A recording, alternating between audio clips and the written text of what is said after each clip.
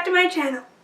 First off, I just want to say, sorry there were no videos last week. I came down with a terrible cold and I just wasn't feeling well at all. Today I'm going to talk about all the books I read in September. I read 10 books in September, so let's just jump right into it. The first book I read was Lullaby by Hocking. This is the second book in a YA paranormal fantasy series. I talked about this book in my Friday Reads video, so I'll link that in a card in case you guys want to check those out. But this series basically follows this girl named Gemma, who's been turned into a siren against her will. And she has to figure out how to break a siren curse so she can go back to just being an ordinary human. In the second book, Gemma's older sister Harper and Gemma's boyfriend Alex discover that she is a siren, and they need to find a way to get her back, since she's joined the other sirens in order to protect her family. I liked the sequel less than the first book in this series, which is why I only gave it 2 out of 5 stars. The next book I read in September was Tidal by Hocking. This is the third book in the series. This third book revolves around Harper and Alex discovering that they need to find an ancient scroll that can't be destroyed in order to break this curse. I find that the paranormal aspects to this series are a little weak and a little too convenient.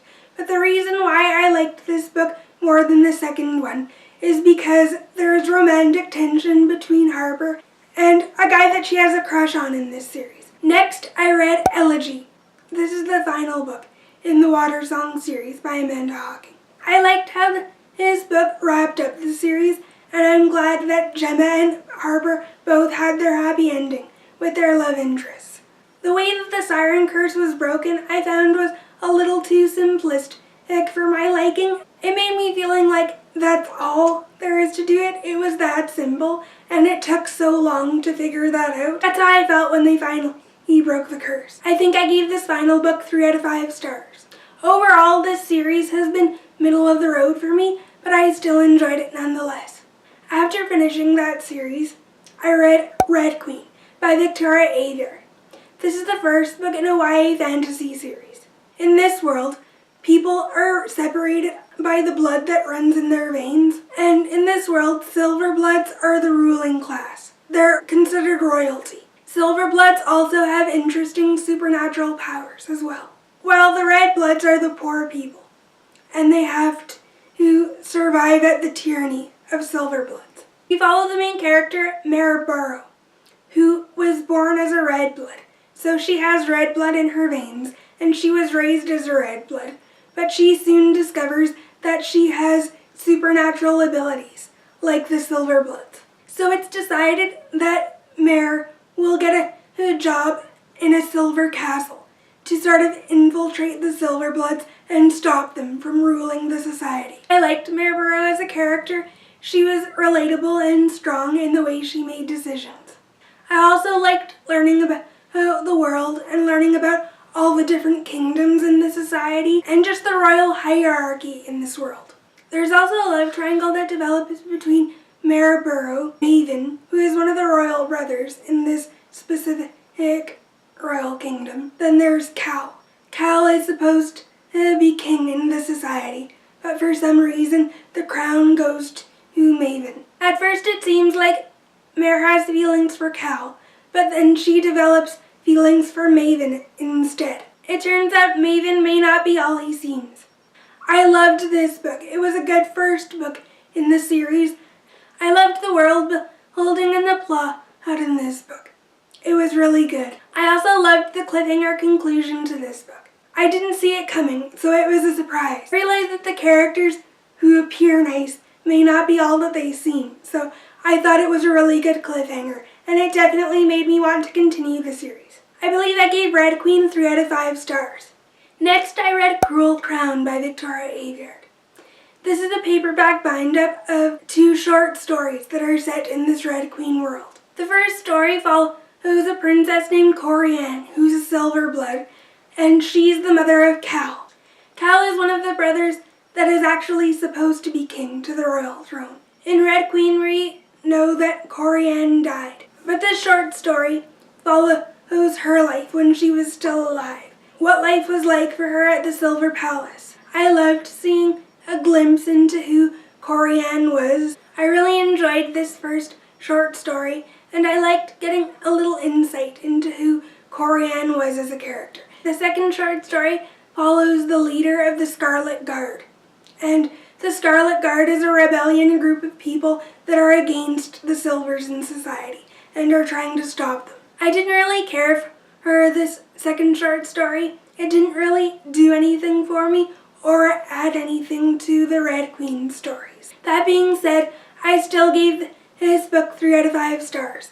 I think these short stories are worth reading if you like the series. Naturally, I read Glass Sword next. This is the sequel to Red Queen. Now that Mare knows of Maven's betrayal and his quest to destroying the Scarlet Guard, Mare will do anything she can to stop it. Mare develops into a more kick-ass character. The plot has a lot more action in it as opposed to the previous book. There's also a hint that a relationship might develop between Mare and Cal. I always had a suspicion that Mare might develop feelings for Cal. I liked Cal right away when I first read the series, so I'm glad that the second book hinted at a possible future romance. I also liked the side characters in this book and the role that they played in the story. Some of them helped Mare Burrow and the Scarlet Guard, but some of them also betrayed Mare as well.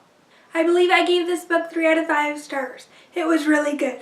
And that conclusion shocked me. The conclusion left me on the edge of my seat and left me very eager to continue the series. Next, I read King's Cage, the third book in this series. In the previous book, Mare gave herself up to Maven. Now Maven has trapped Mare in a cage, and Mare has to try to escape that cage. She still wants to stop Maven. She has conflicting feelings towards him though, because she misses whom she thought he was. She realizes that Maven is just a tyrant, though, and must be stopped. So Mare is just juggling these two sides of her feelings. I'm also glad that a relationship finally does blossom in this third book between Cal and Mare. Cal realizes that Maven has to be stopped. He's also feeling conflicted as well because he's been trained as a soldier to be loyal to the Silvers, and now he feels that his worldview has changed since he's joined Mare and the Scarlet Guard. He also still cares for his brother, even though his brother changed into someone he didn't expect. The series develops more in this third book, and I really enjoyed all of those elements. I gave this book 4 out of 5 stars. It was really good. Even though I understood where Cal was coming from, I found him to be a little immature and whiny in his third book, and I didn't really like that side of his character. The next book I read was Warstorm. This is the 4th and final book in the Red Queen series. I gave this book 4 out of 5 stars. I really enjoyed how this series wrapped up. I thought it wrapped up the series well, and I liked all the action that was happening. The ending wasn't really conclusive, and it was more open-ended, so I didn't really like the ending of this series, but I think it wrapped up the main story quite well. After finishing the Red Queen series, I wanted to take a break from fantasy, so I completely switched gears and picked up After by Todd. This is the first book in a new adult romance series. I read this book a couple of years ago in 2016, and I ended up giving it 2 out of 5 stars. But lately I've been seeing a lot of people talking about the After movie that's coming out early next year. So because of news of the movie coming out, that got me thinking of the series again. And that got me remembering that I actually never finished this series and got to see how Hardin and Tessa's journey came to a close. This book follows the main character named Tessa. She's a very relatable girl who is just starting her freshman year in college. She's very academic-minded and not really social. She's also a little naive and sheltered about life and college in general. She's lived a good life, she has a good relationship with her mom, and a boyfriend back home. But all of this changes the day she meets Hardin Scott. Hardin is known for his playboy reputation, and he has quite the group of friends that don't really care about college and are only concerned about socializing and partying every weekend at the frat house that Hardin belongs to. Hardin is a rude and obnoxious character, even to the point of cruelty. When Hardin and Tessa kiss, however, her feelings toward him start to change. Tessa knows that she shouldn't be cheating on her boyfriend, Noah, who's back home, but she can't seem to get Hardin out of her head. Hardin and Tessa also seem to be getting thrown together because her college roommate invites her to different parties. Once Tessa and Hardin start hanging out together, Hardin's feelings for Tessa develop. Hardin and Tessa want to keep things casual and light, but you can tell they both like each other. Even though Tessa and Hardin don't really want to label their relationship, they seem to be getting along somewhat when Hardin isn't rude to Tessa or infuriating her. Everything seems to be going okay until secrets about Hardin come to light, and everything Tessa thinks about Hardin and their relationship completely flips upside down. I think the reason why I gave this book 2 stars the first time around is because I just couldn't get past Hardin and his mean attitude toward Tessa. He's a real jerk to her in this first book, and I just couldn't get past the rudeness of his character. The good things he did for Tessa didn't really balance out with his mean attitude. However, the second time around, I was more open to this book, and I knew that Hardin was a jerk. The second reason why I was more open to this book is because I've read angsty romances since I've read this book, and After was my first exposure to what an angsty romance could be. I had no experience with the emotional roller coaster that angsty romances could take you on, so I didn't really know what to expect from this book the first time around. I didn't really remember a lot of the details of the story or any of the secondary characters, so this book was definitely worth rereading before I continued on with the series. The only thing I did remember about this book was the conclusion, but I didn't really know exactly how it played out or who was involved in it. Since reading this book a second time, I did raise my rating from 2 stars to 3 stars, and I decided to continue on with the series. The final book that I read in September was After We Collided by Todd. This is the sequel to After. This book starts right where the previous one left off. Tessa feels betrayed by Hardin and the people that she thought were her friends. She doesn't know what to make of Hardin or what to think about their relationship. In this book, Tessa and Hardin have decided to have a real relationship, but their path to a real relationship has many bumps in the road. Hardin continues to be a jerk to Tessa, but he does have a little more humor in this book than the first one. I felt that there was too much back and forth between Tessa and Hardin in this book, and for the majority of the book they were just repeating the same behaviors as they did in the previous book. So there wasn't really a lot of character development in terms of the characters growing and changing. I would also say that the plot was weak in the second book, and Hardin just had insane jealousy of Tessa and one of his friends named Zed. I thought his jealousy was a little over the top and a little ridiculous, so I didn't like that part of the story. I still gave this book 3 out of 5 stars.